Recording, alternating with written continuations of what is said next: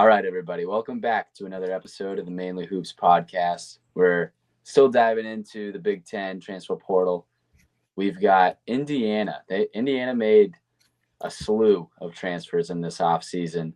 We're going to let Cody take it away with what was his favorite transfer, and then maybe talk about a little of the other ones as well.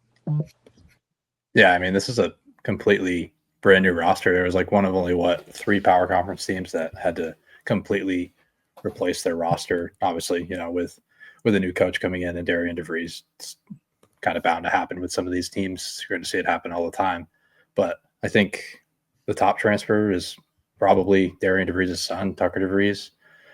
There's a lot of options, though. I mean, you could make a case that it's Lamar Wilkerson, who averaged 20 points a game at Sam Houston State, or even Tatum Connerway, a guy that I love, or even a guy like Reed Bailey, who averaged 19 at Davidson last year, as like the offensive post hub for that team. And, he showed a lot of promise last season. But I would definitely say it's Tucker DeVries. I'm just highest on his offensive scoring talent.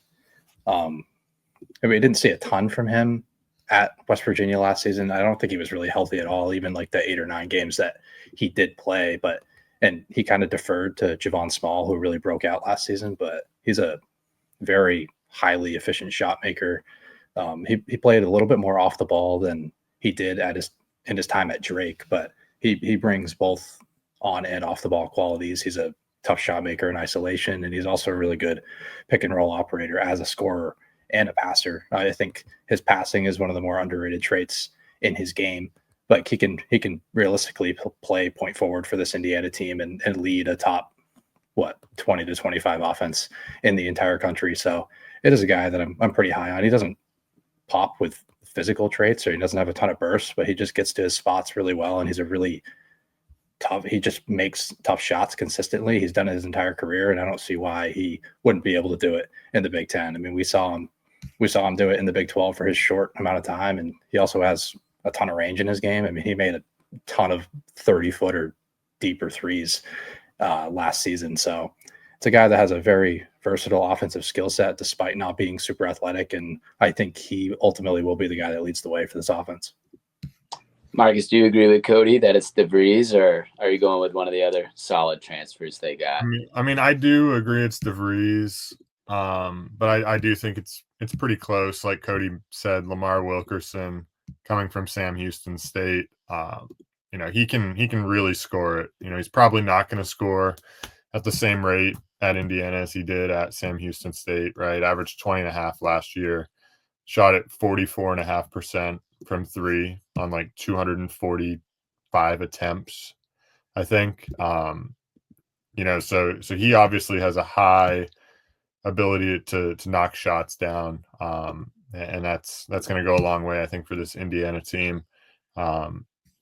Just looking at some other numbers, 42.6 off the dribble from 3, about 45% off the catch from 3. He can really knock it down.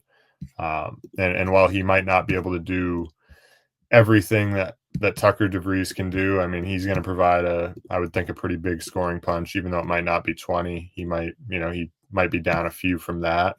But even still, high level scorer, tough shot maker, that I think, Darian DeVries is going to be pretty happy to have. Do we think these guys fit IU's system well, or how do you think they fit?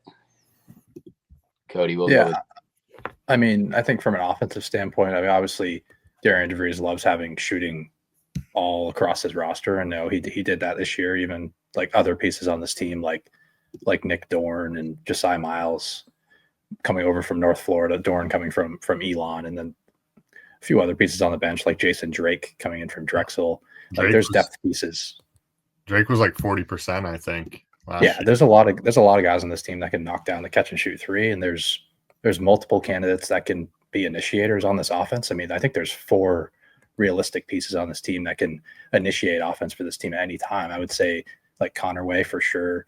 Wilkerson can initiate. I think he's better off the ball, but I mean, when DeVries goes to the bench, he can really be the primary guy. And a guy like Reed Bailey, who is, he's an inside out guy. Like he can make decisions in the handoff game. When he's doubled in the post, he's going to make the right decision. I think he's a pretty solid passer who they could play through a lot, kind of play just four out, one in, and have Reed Bailey kind of initiate for all these guys that can shoot the rock as well. So I do think they fit the system pretty well. I don't know if they fit all that well defensively outside of Connerway. I mean, Connerway is one of the best defenders in the country. For my money, he's a top 3 perimeter defender in all of college basketball. So, but besides that, I don't really think some of these guys don't really fit all that well defensively in this drop coverage kind of system. I am a little bit worried about the front court pieces like Reed Bailey as a defensive anchor, along with guys like Sam Alexis and Josh Harris, who I'm not like all that high on as Big Ten front court pieces. But overall, I think this team's going to be super balanced and they're going to have a really high floor. Marcus, do you agree? A lot of shot making, but the defense could struggle at times? Or? Yeah, I mean, they don't really have, like Cody said, much of a front court. To talk about the offense a little bit more, I think, like Tatum Connerway, one of his biggest issues is, he can't really shoot it. What is he? He was sub 30%, I think, from 3 at Troy. But I think that, with the shooting that DeVries brought in, I think that can be masked a little bit, because there's going to be other guys on the floor that can space it out. So that'll definitely help him. And like Cody said, he should be, a beast in the Big Ten on the defensive end. So, he's going to have to play big time minutes. This Indiana team, Torvik has them, down, in the bottom third of the Big Ten. I think it's pretty unfair. I think they're much better than that, honestly. I think they're closer to top 5 than they are to the bottom third. Yeah, I mean, obviously, like the front court is an issue, particularly defensively. But at the same time, like I think they did pretty well in the portal, considering a complete roster overhaul with a new coach. So I definitely think, like you said, they're closer to the top than the bottom. Yeah, that'll kind of lead into my next question. What do we expect from this team? And let's do, a ceiling and a floor for this team. Maybe they're a bubble team. Maybe they're a little bit more. Cody, what are your thoughts? I mean, I could see how they end up being a bubble team.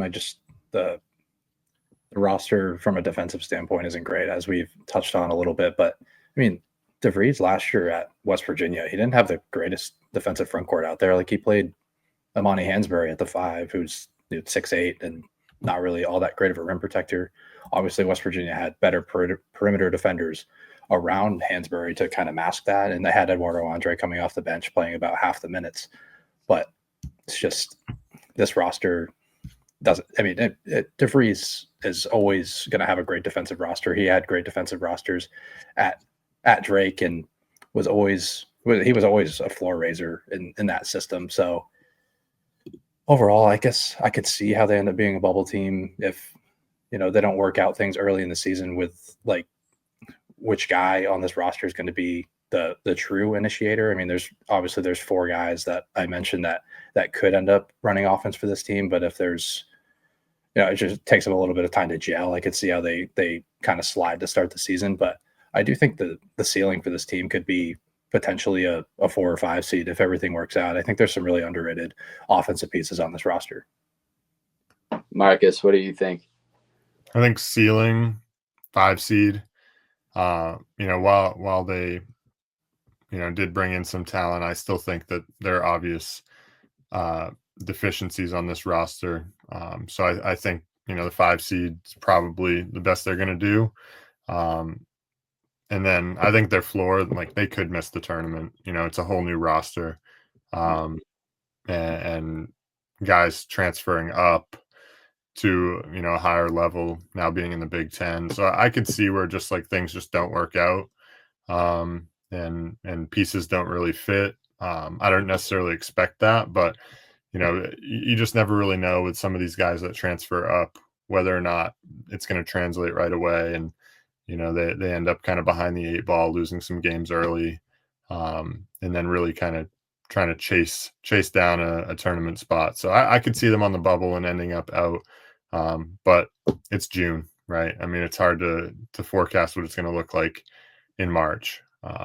9 months away. So we'll see. That's kind of where I see them at, though. Any final thoughts for the Hoosiers before we wrap them up? I'm excited. Go ahead. Go ahead. Cody, we'll go with you. Okay. Oh, sorry.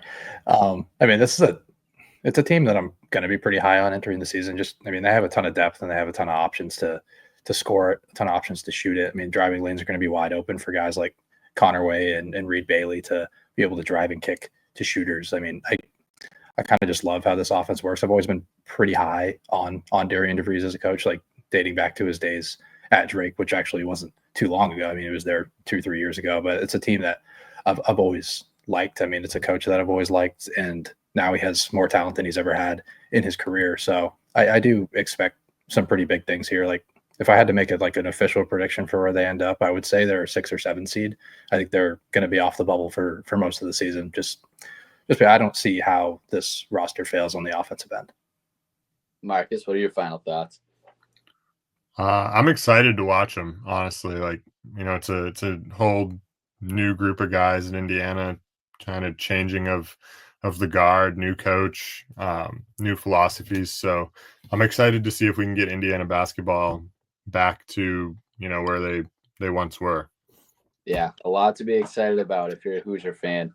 As always, everyone, thank you for listening to the Mainly Hoops podcast.